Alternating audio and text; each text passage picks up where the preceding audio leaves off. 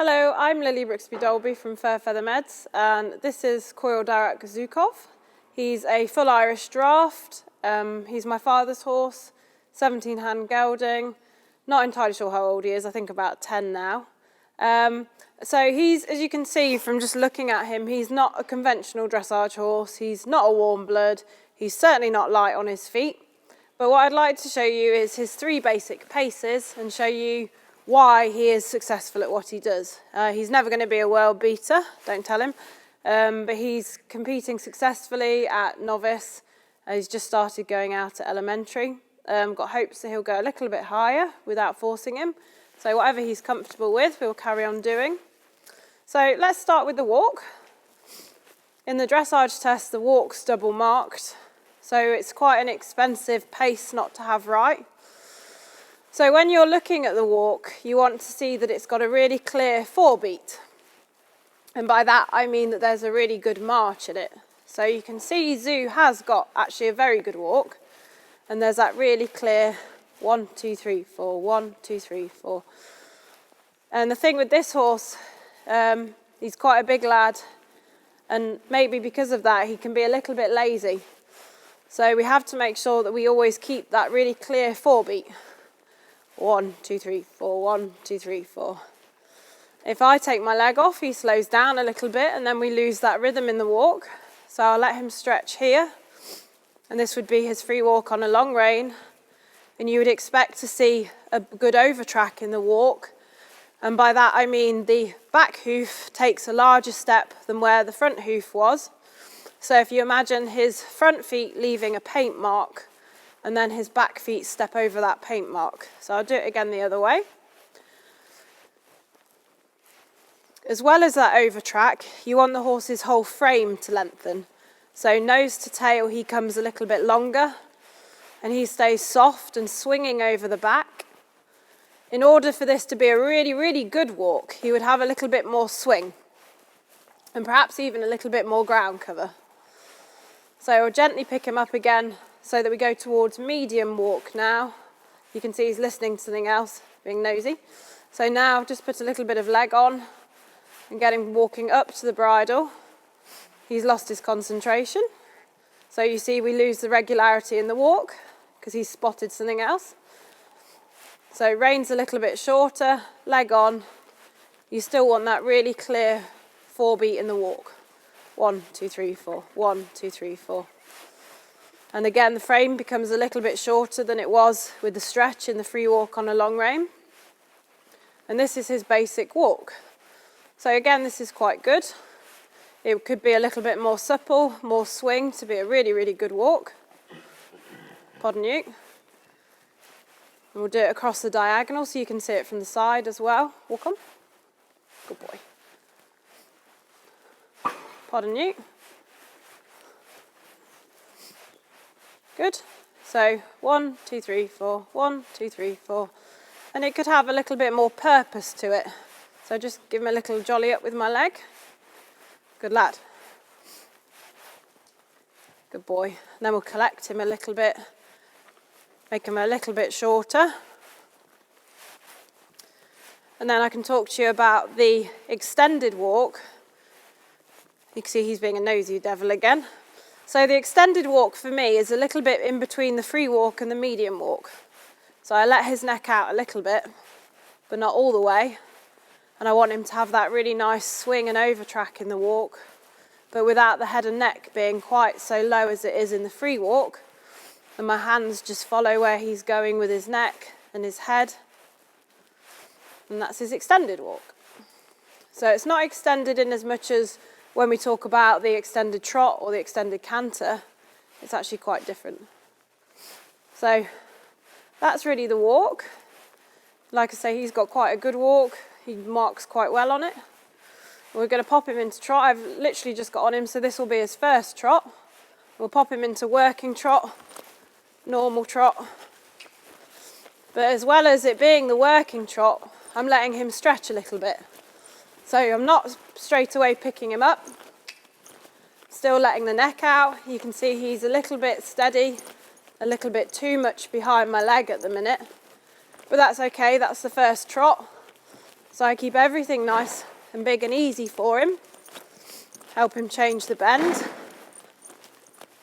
And the most important thing again with the trot is the rhythm.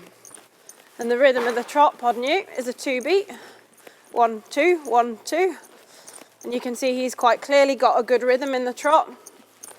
He's quite workmanlike in the trot. So he's not sort of a fancy pants trotter. He trots because he has to trot. Good boy. And really, this is the sort of horse that pulls ploughs. It's not the one that goes dancing around the arena. So I'm still letting him stretch in the neck, picking up a little bit of tempo now, a bit more pace. Good boy. That's it, good lad. And he's just keeping that nice, really clear 2-beat rhythm in the trot. Good boy. Across the diagonal. Still letting him stretch, so he's not in a competition frame at the minute. He's in a warm-up frame.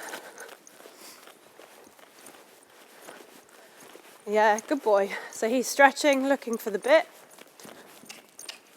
A little bit behind my leg as well. Whoops. Good boy. Come on.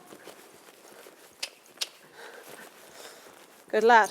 So I wouldn't present him in this trot for a competition, for a dressage test, but as a warm-up trot, this is exactly where I want him to be.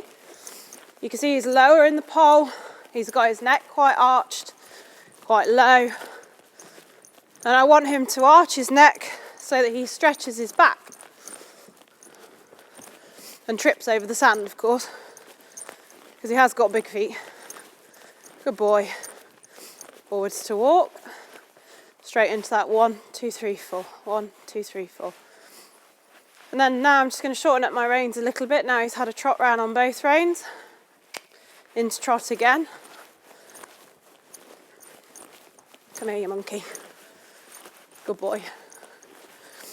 And you can see my reins are a little bit shorter now, so that he's coming a little bit more connected. But I warm this horse up really slowly for reasons I'll go into in a moment. And just do a few serpentine turns, help him with the suppleness and the bend. Flex him left, bend him left, turn him left. Good boy. Good lad. Good boy. So then I start shortening my reins up again. Have him a little bit rounder, a little bit more together, and start to connect him a little bit more back to front. Good boy. And because he's so long in his conformation, he's like 7 foot, 7'3" in rugs. He's a long boy, so he actually does take quite a lot of connecting. So to help me with that, a really simple exercise is to literally do 500 trot, walk, trot transitions. Good boy. Forwards to walk again. You see I slow my rising rather than sitting. Trot again. Good boy. And just have my reins a bit shorter. Keep him up to the bridle so he's not leaning down on the forehand. And keep my hands as still as I can. Help him work into both reins. Ooh. Good boy. Good lad. You see he backs off me a little bit. Going the other way now, mate. Good boy. Good lad. Keep him a bit more together. Good lad. Good boy. And trot again. Good boy. Hands a little bit stiller. That's my fault, not his. Good boy. You can see now he's coming a little bit more together. A little bit rounder. Ooh. Good boy. So, one of the things briefly I mentioned about not warming him up too fast was, like a lot of grey horses, he's got melanomas. And I don't know how well you can see it with the camera. You can see there's one there, big one there, big one there. They're all through his vertebra in his neck. So if I get on him and I ask for too much too soon, he's physically not warmed up enough and he struggles even more. So I warm up in a bit of a a hippie kind of way. And I don't sort of get too disciplined too quick with him. So let's talk about the last pace, the canter. Good boy. Good. Okay, so you can certainly hear this boy when he's cantering. He's not very light on his feet. He's got these big old clodhoppers. Good. And he's still in the warm-up phase, remember? So we'll have a good old cough, sneeze and fart, whatever we need. And I'm not picking him up, but I am insisting that we have that really clear 3 beat in the canter. 1, 2, 3. 1, 2, 3. So he's not allowed to go 4 time in the canter and put an extra step in and be lazy about it. He has got to canter. 2, 3. 1, 2, 3. And I'm just asking him now, be a little bit rounder. Good boy. Good. Good lad. Across the diagonal. Good boy. You can see he's leaning on the bit a little bit. Good boy. Into canter this way. Come on, Trimble. And again. 1, 2, 3. 1, 2, 3. That really nice clear 3 beat. And this way, he would very much like for me to curl him up on the left side. I've got to keep him straighter on the outside. 2, and spooking. 2, 3. And he's still stretching at the minute. Good boy. Back to trot. And then we'll pop him into canter again. Just get him a little bit sharper to my leg. And come on. That's it. Good boy. Good lad. I'm just going to ask him to be a bit rounder again without going behind my leg. Good boy. 2. That's it. And you can see when I say to him be a bit rounder with my hands, he backs off my leg even more. Good boy. Good lad. Good boy. And this is really just a little bit of a clip to show you what his 3 basic paces are like. I'm not going to go into anything in too much depth. Good boy. Good. Better trot. 1 more canter, please. Good boy. Good.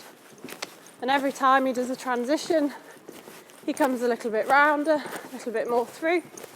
He's nowhere near I would want him to be for a competition, but for a little experiment, little show, he's all right. Good boy. Ooh. Good boy. Good lad. Okay. And like a lot of horses, once he's had a canter, it frees up his trot. Good boy. Good lad. Just keep him nice and forward. Good boy. That nice clear rhythm in the trot. Good boy. Keep him a little bit more together if I can. Good. Oh, sneezing still. Good boy. Oh. So Zoo is by far polar opposite end to a typical dressage horse. But as long as you've got 3 basic good paces, I don't mean floaty, I don't mean expressive, but 3 very basically good paces, I think any horse can do well at dressage. It's just training really. But naturally we're given the walk, naturally we're given the canter, and you can manufacture them a little bit, but not too much. You can change and fiddle the trot a lot more than you can the walk and the canter. So when you're having a look at your horse, have a look at their paces, see what they are like naturally in walk and canter, because they're the ones that you get what you're given. You can change the trot a little bit, but not so much. It's nice to see him loose as well. He's got a really, really active hind leg. So for a lazy, big, cumbersome horse, sorry Zoo, he actually has got a really, really good active hind leg. And he is quite trainable. Being a draft, he's a very opinionated horse. His ears are listening to me. He is opinionated. He does take a little bit of coaxing, but he is a good horse. So I don't think anybody should be put off by not having a fancy warm blood and having a go at the old few dressage tests. And that's Mr. Zoo.